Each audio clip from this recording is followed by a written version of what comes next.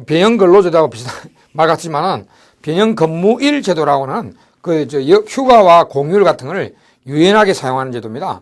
그러니까 자기가 뭐 화요일 날 무슨 자기 개인적인 특별한 일이 있다. 그럼 화요일 날 자기를 공휴일을 하는 거죠. 그러면 이제 일요일은 일을 하는 거죠. 원래 일요일은 일을 하고 또 평일에 어떤 하루를 자기 공휴일로 정하는 이런 것을 말합니다. 그래서 그걸 변형 근무일 제도라는데 뭐 이런 걸 통해서 이런 수량적 유연성을 제고할 수 있는 시장이 내부 노동시장입니다. 외부 노동시장을 하면 이런 거 어렵죠.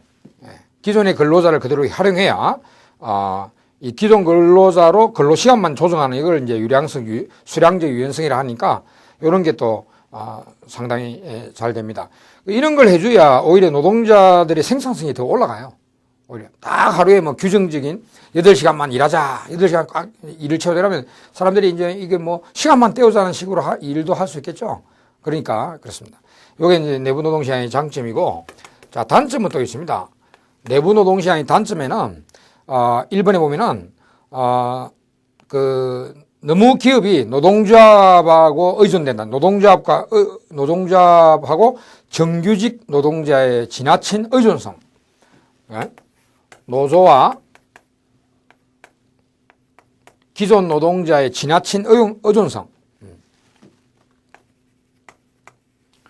기존 노동자에 대한 의존이 너무 심하다는 얘기죠. 당연하죠. 그걸로 뒤집어 이야기하면 되잖아. 기존 노동자를 활용하는 거니까 노조의 또 입김이 세고요. 기존 노동자에 너무 의존하는 그런 문제가 있고요. 그 다음에 인력 구조가 아무래도 경직하겠죠. 경직성이 되겠죠.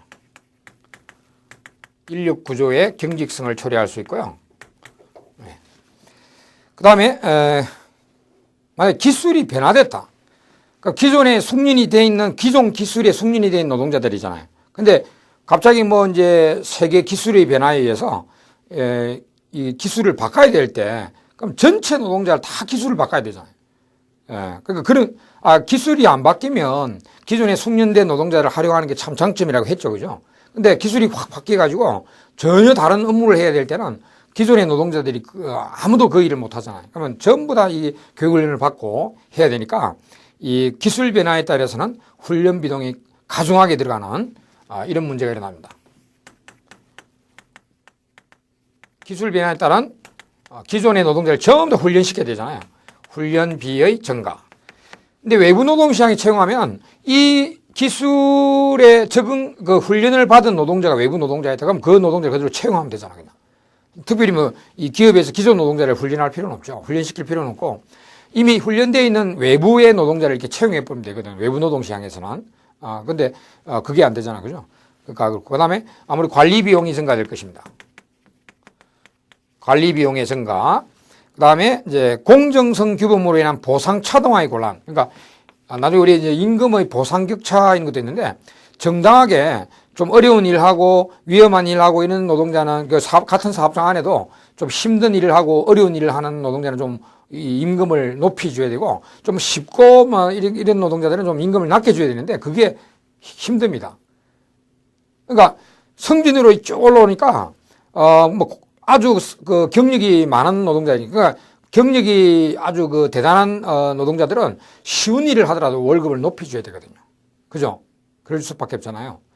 이미 근무한 지 5년, 10년 됐으니까 지금 이렇게 좀 쉬운 일을 하는 데서 임금을 깎자 뭐 이런 거 안 되잖아요. 그래서 이 보상 차등화의 곤란이 생깁니다. 보상 차등화는 것은 나중에 나오겠지만은 이 직업 조건 차에 따라서 임금을 차이를 둔다는 거거든요. 근데 그게 되게 힘들죠. 네.